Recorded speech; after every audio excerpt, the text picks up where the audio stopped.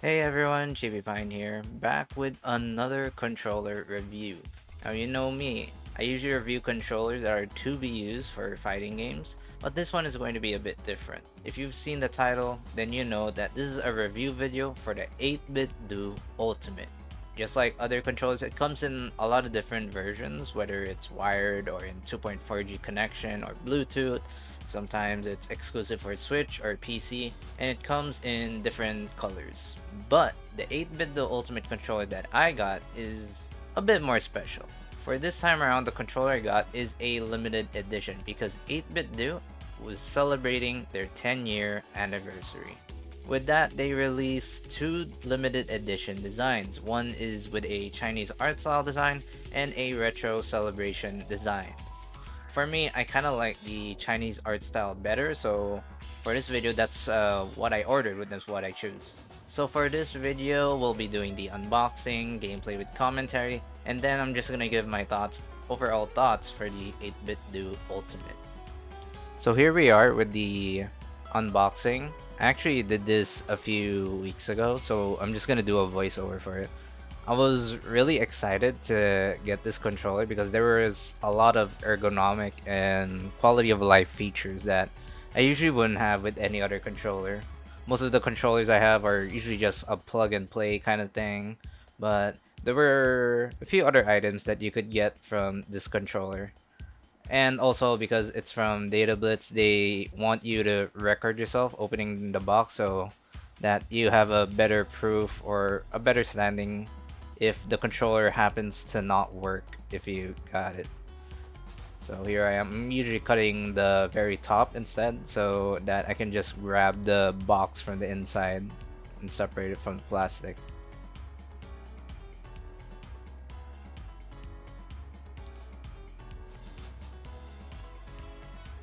Here we are with the box. There's like a little pixel heart on the top. I'm pulling it out. There's also a warrant card or a warranty paper that you get from it. Nice feature. So I'm just showing off the box here. On the front there's a... I didn't realize this until actually looking further, but it's supposed to be like an art that says 10, and at the very bottom it says 10th anniversary. There, it says 10.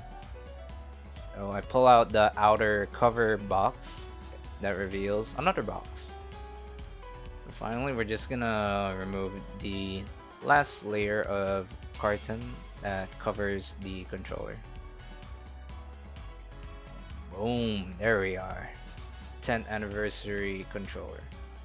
So the limited edition that I got not only includes the controller, it also has the controller, it has a bag, it has a charging hub, and it also has a USB-C cable that goes along with it.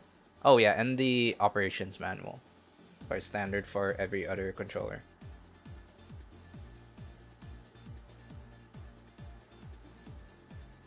The cool thing about the bag is that it can basically stand on its own, so that it's not really a bag that you can kind of carry around. It doesn't have a handle or anything. Yeah, you can see I kind of placed the bag the wrong way. That's why the controller is upside down. Here it is. 8bitdo Ultimate controller. This is the one with complete connection features. Like you can connect it with a USB-C cable so that you can play wired. You can also play it with a 2.4G connector. The 2.4G USB is actually underneath the charging hub. And if you're playing with a Nintendo Switch, you can also connect it via Bluetooth. So there's the charging hub. Right behind it is a slot or an outlet for the USB-C. And then underneath it, there's actually a small container, a small door that you can open for the 2.4G connector. That's pretty cool.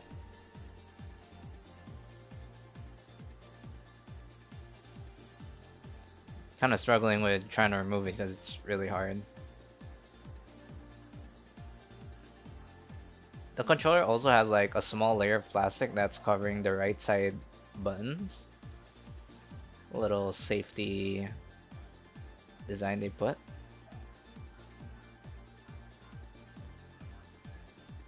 So it's really cool how you can have a charging hub. You can just put it around your desk while it's charging. And it's and the cable used for the charging hub is replaceable. All you need is a USB-C.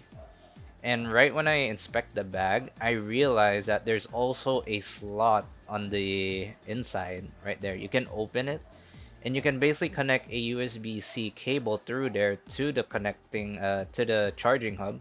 So you can actually just charge it while the controller and charging hub are in the bag, just as you can see from here. So the bag and charging hub are really really cool features. I never had something like that for a wireless controller since I usually use wired. There it says 10th anniversary. So we'll get more into the controller specifics as we do gameplay commentary and get a feel for the controller. Okay, so here I try to give a better look for the controller. It's an Xbox layout style 8bitdo controller.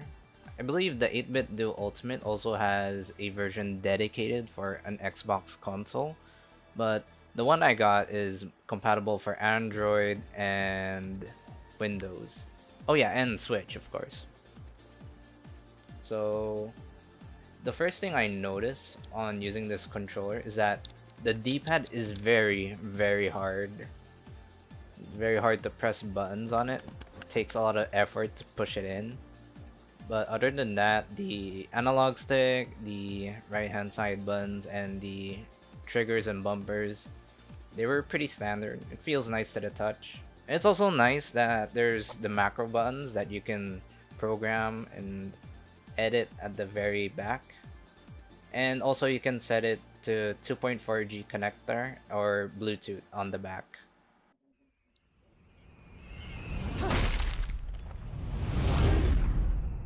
So the first thing I noticed with this controller is vibration. The controller would rarely shake in gameplay mode, obviously, but it shook a lot, especially in cutscenes, where low rumbling can be felt. It can be pretty soft, pretty subtle, but then in high impact motions in the scenes, like Bayonetta kicking a boulder or shooting her gun, it would give the controller a quick, violent shake. It's even stronger in the part of the scene where an earthquake erupts throughout the city. And that's when I realized the games I picked to play did support rumbling features for controllers. Which, I mean, it can help with immersion in the game, so if you're into that, that's a plus, right? But when it comes to gameplay, rumbling can still be used, but very rarely and very subtle. Like in Resident Evil 2 Remake, the controller would shake very softly and briefly whenever Leon would pass through doors, or whenever he tries to pass through Steam, or through other scenarios. Another time is in Skyrim with lockpicking. Every time you're really close to unlocking the door or unlocking the lock, as you try to turn it, the vibration goes from very soft to very shaky. But now let's talk about gameplay. The buttons and analog stick felt great to use. When I mentioned the D-pad felt hard to press, well, it did soften up after some use. But the triggers and analog stick felt especially great as character and camera movement felt as precise as a controller would allow it. And the triggers, I don't know what it was about it. I guess it just felt really soft and it felt really nice for human touch. As for the rest of the buttons though, like the bumpers and the right side buttons, they just felt pretty standard to say the least. At least mashing buttons are really fun with this controller. So another thing I wanted to talk about was aiming. I did say the analog stick felt great, but in all honesty, a controller would never have the same accuracy and precision a mouse would have. I also personally never really used controllers for FPS or third-person shooter games, but I would say after getting used to using a controller, it's actually pretty fun to use a controller for action shooter games.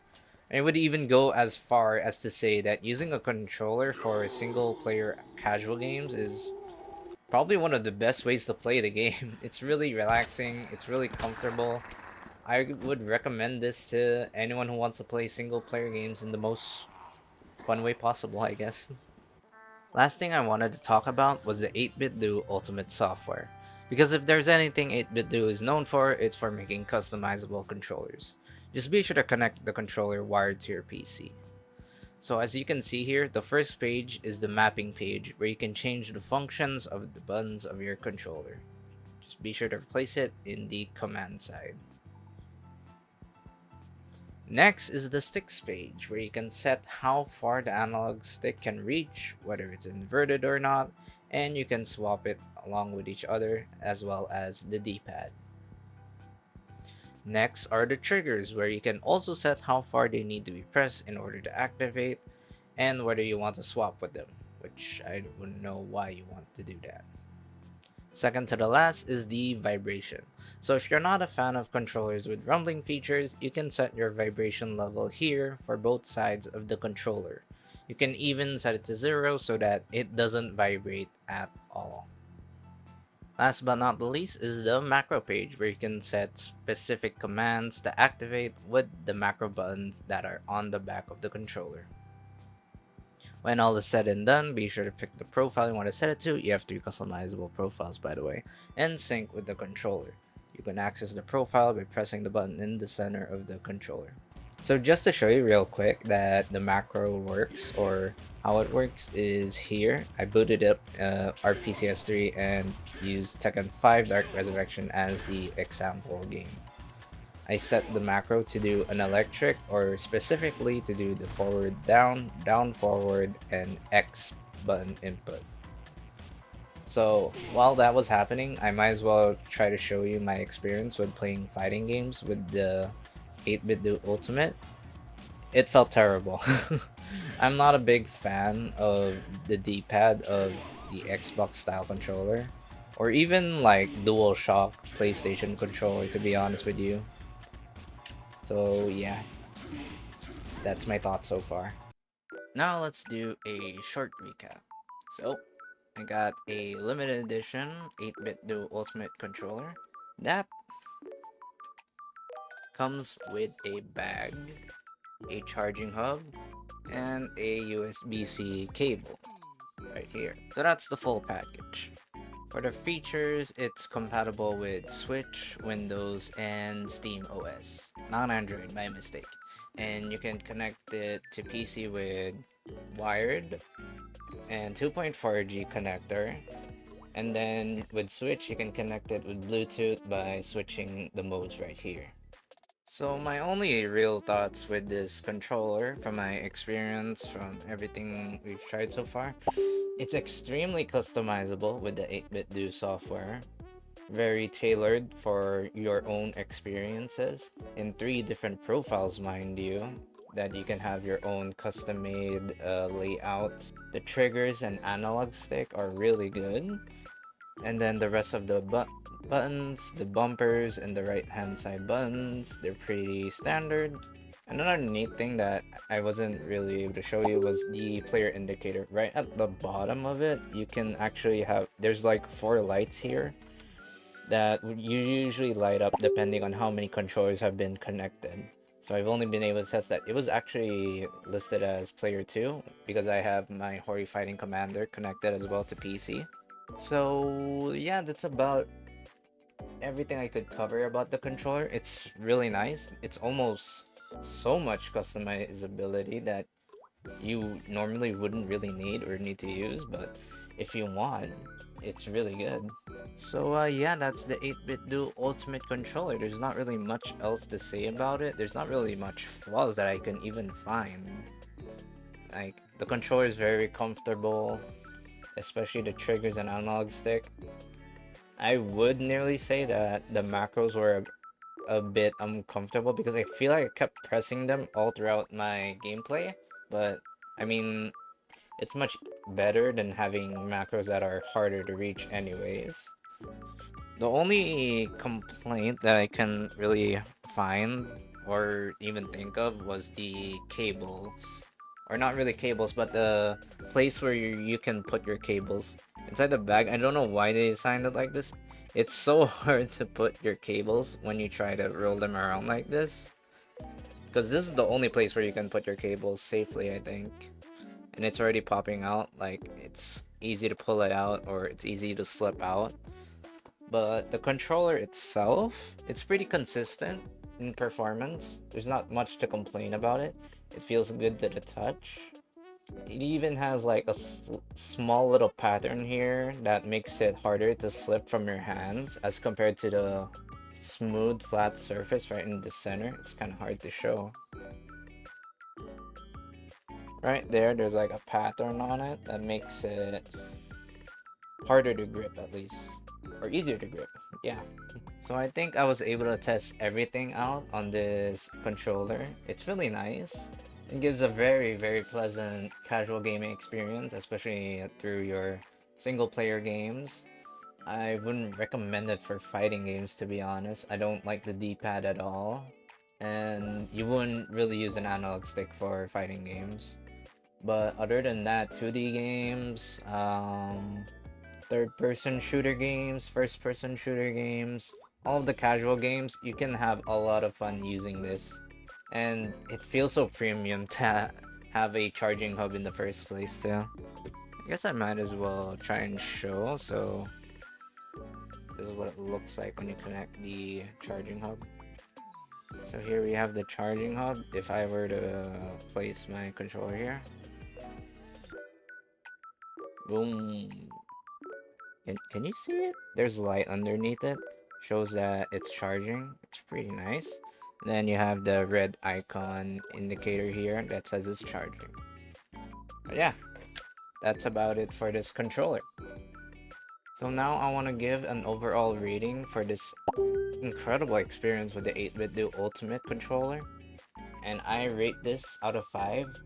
Another 5. I don't really see any complaints with this controller. It's been working very consistently, especially compared to all the other controllers that we had in the past. It feels very premium, it feels very fun to use, and it gives a really relaxing, pleasant experience with gaming.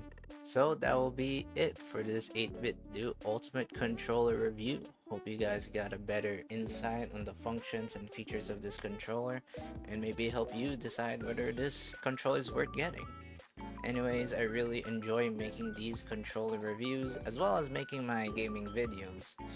But I'm really getting close to 100 subscribers, so I hope you guys can help me achieve that goal. Anyways, thank you for watching. Hope you guys enjoyed the video. Don't forget to leave a like if you enjoyed the video, as well as a comment. Maybe you want to talk about something about this controller or want to say anything in the comments below. And be sure to click the notification bell so that you stay up to date with all of my videos. But that will be it. I'll see you in the next one. Peace.